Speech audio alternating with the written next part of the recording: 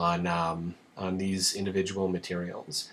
So I'll select, I'll select one of my blend nodes right over here and click on it and come over to specular shading, and I'm just going to increase the specular roll-off and decrease the reflectivity to 0.1.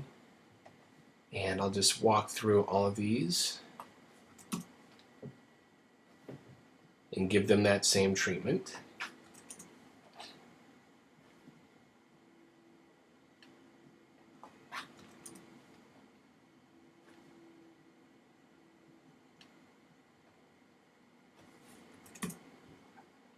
All right, and I believe I got all of the blend materials that are being used in this scene, so I'll go ahead and close that, and I'll do another render.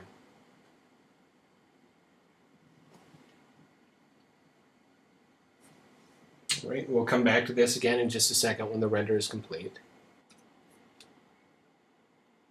Okay, so here's the render where I've reduced the reflectivity and it looks significantly better. The only drawback is I forgot to save the previous render to compare it to directly. All right, but if we kind of scrub back to this older render where it was rendered out in draft, you can see just the high amount of reflectivity right under the underside of the head. Kind of that exchange and reflections between the shoulder and the actual torso itself. The toes kind of bouncing back into the legs, and that reflection being picked right up here, kind of in the underside of the crotch.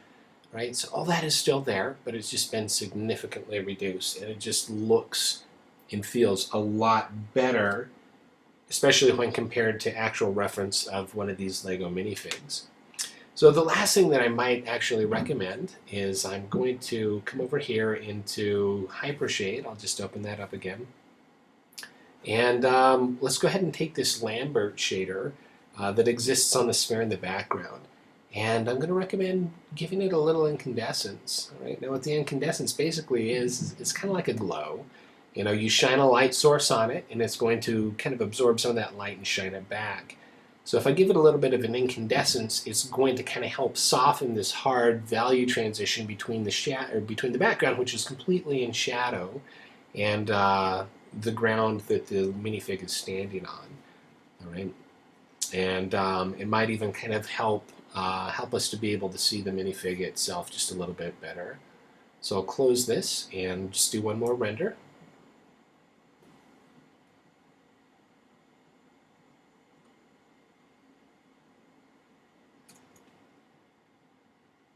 Okay, and here we go. The render is now complete.